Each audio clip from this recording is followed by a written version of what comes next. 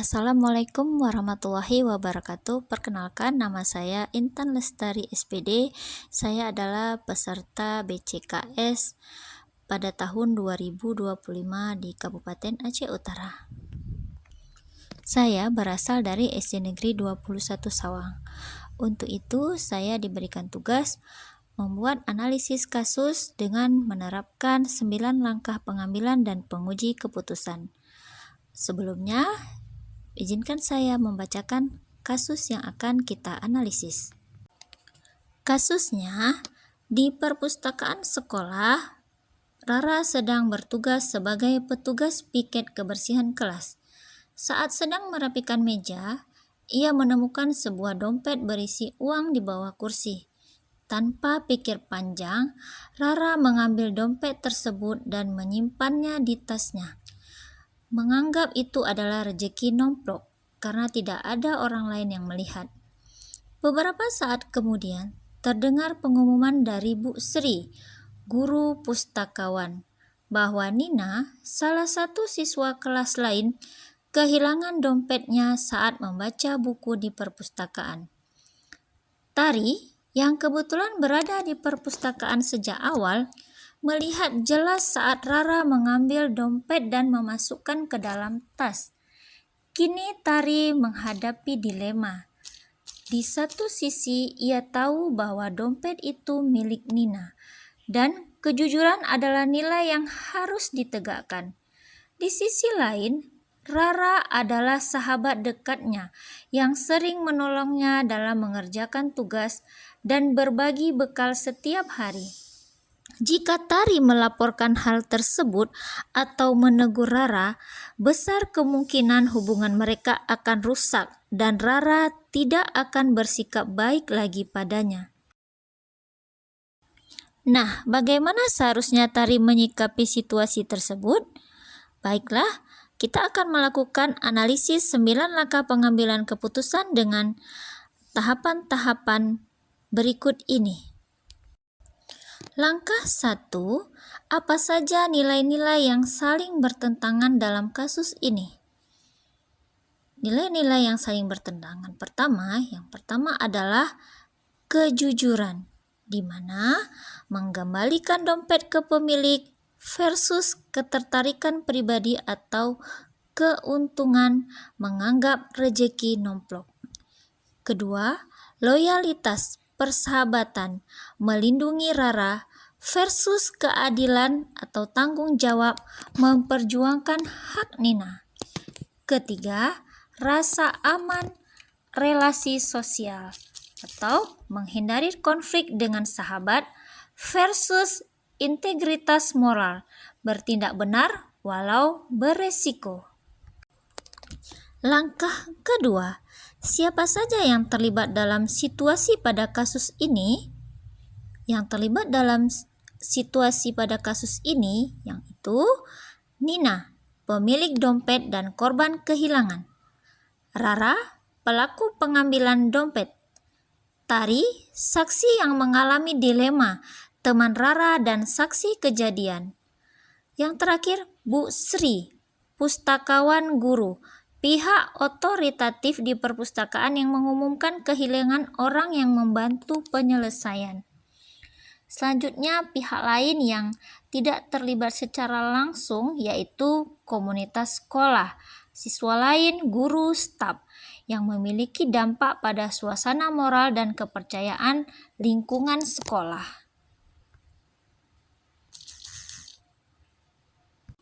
Langkah ketiga, fakta-fakta apa saja yang relevan dengan situasi pada kasus ini, yaitu dompet ditemukan di bawah kursi perpustakaan.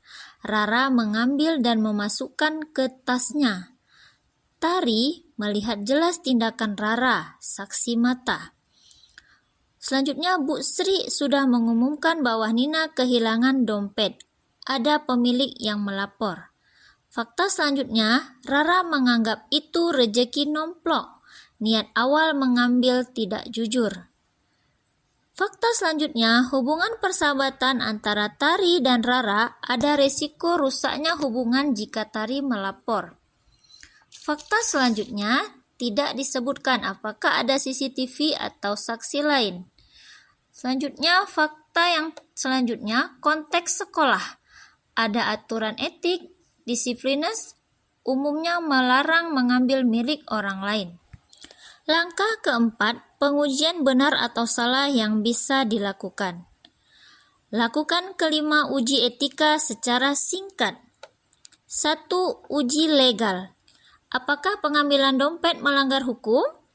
Ya, mengambil milik orang tanpa izin berpotensi termasuk pencurian, penyitaan, walau nominal uangnya menentukan jenis pelanggaran. Secara umum tindakan itu melanggar aturan pidana atau perdata. 2. Uji regulasi atau kode etik sekolah. Apakah sesuai kebijakan sekolah? Tidak, atau ada pelanggaran tata tertib etika siswa dan tugas piket. Yang ketiga, uji intuisi. Apakah kata hati nurani tari? Kemungkinan besar hati nurani mendorong mengembalikan atau menegur tindakan Rara. 4. Uji publikasi. Bagaimana jika kejadian ini diberitakan atau disosial mediakan? Jika muncul reputasi sekolah, ada hubungannya antara siswa bisa rusak. Menyembunyikan tindakan merugikan akan dinilai buruk. Kelima, uji panutan atau idola. Apa yang akan tokoh yang dikagumi lakukan? Panutan umumnya akan mendorong kebenaran, pemulihan, dan pembelajaran. Mereka mendorong pengembalian barang serta langkah pembinaan. Dari kelima uji, arah etis mendukung pelaporan penyelesaian yang memulihkan hak Nina dan memberikan konsekuensi pembinaan untuk Rara. Langkah 5. Pengujian paradigma benar lawan benar yang mana bisa dilakukan? Paradigma benar berlawan benar yang relevan yaitu keadilan versus belas kasih, justice versus compassion, menuntun hukuman atau konsekuensi untuk Rara agar adil bagi Nina, tetapi juga keinginan memberi pembinaan dan kesempatan memperbaiki untuk Rara.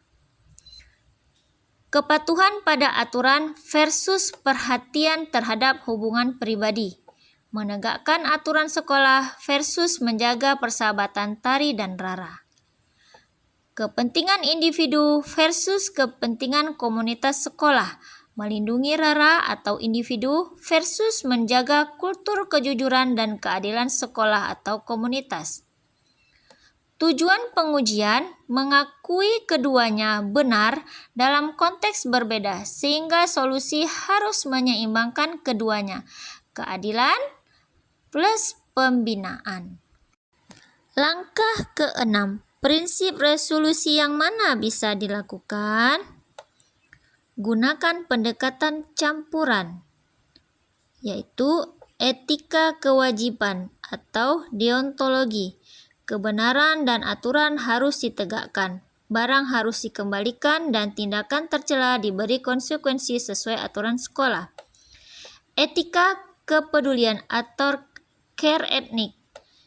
Perlakuan Rara dengan empati, berikan kesempatan untuk memperbaiki lewat pembinaan atau konvensi terbuka.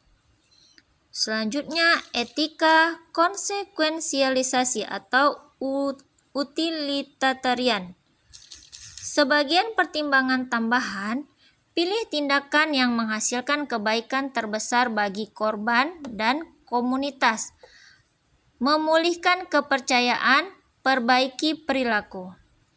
Jadi, prinsip resolusi, tegakkan keadilan tetapi lakukan dengan belas kasih dan tujuan pembinaan. Langkah ke-7, adakah opsi lain yang lebih kreatif, adil, dan bijak yang bisa dilakukan? Beberapa opsi kreatif atau terukur. Mediasi restoratif.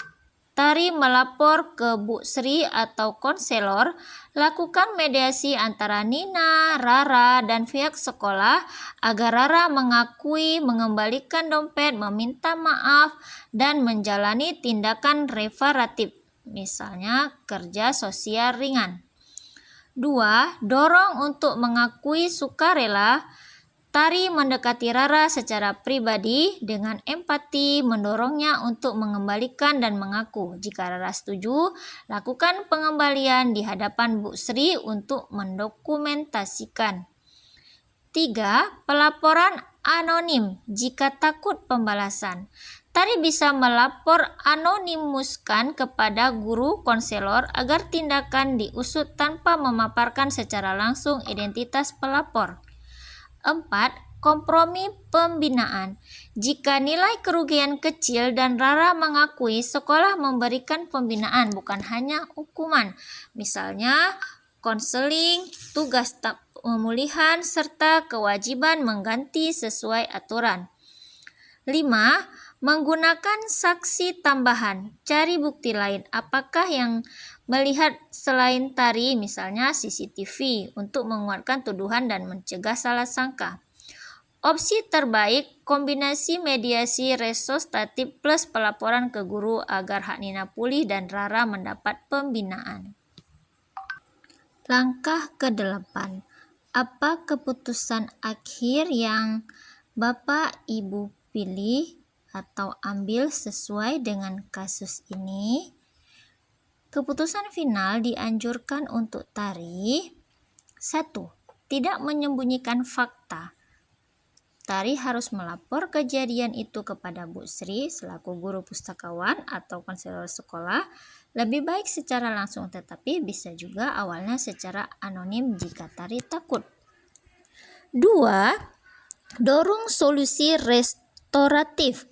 Minta Bu Sri memfasilitasi pertemuan restoratif antara Rara dan Nina dengan orang dewasa sebagai pendamping. Tujuan pengembalian dompet, permintaan maaf, dan konsekuensi pembinaan jelas, bukan semata hukuman kasar.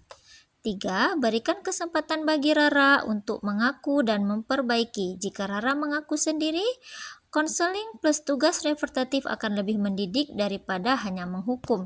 Namun, jika Rara menolak, sekolah tetap lakukan tindakan disiplin sesuai aturan. 4. Lindungi Tari dari pembalasan. Sampaikan pada guru bahwa Tari adalah saksi. Minta perlindungan jika Tari takut imbas sosial. Rasional. Mengembalikan hak korban, Nina, dan menegakkan integritas sekolah sambil memberi Rara jalan untuk belajar dan memperbaiki perilaku. Contoh kalimat yang bisa digunakan Tari saat melapor kepada Bu Sri yaitu, Bu Sri, saya saksi saat Rara mengambil sebuah dompet di perpustakaan dan memasukkannya ke tas. Saya melihatnya tadi. Nina sudah mengumumkan kehilangan. Saya ingin ini diselesaikan dengan adil agar dompet kembali dan Rara mendapat pembinaan. Langkah 9. Pelajaran apa yang Ibu Bapak dapatkan dari pengambilan keputusan ini? Dan bagaimana pelajaran tersebut dapat memperbaiki pengambilan keputusan Ibu Bapak di kemudian hari? Pelajaran utama. 1. Keberanian moral diperlukan. Menjadi saksi bukan hanya soal fakta, tapi tanggung jawab etis untuk bertindak demi keadilan. Sekolah harus mendorong dan melindungi saksi. 2. Solusi terbaik menyeimbangkan keadilan dan belas kasih. Tegakkan aturan tetapi gunakan pembinaan untuk memperbaiki perilaku siswa agar terjadi perubahan jangka panjang. 3. Prosedur dan dukungan penting.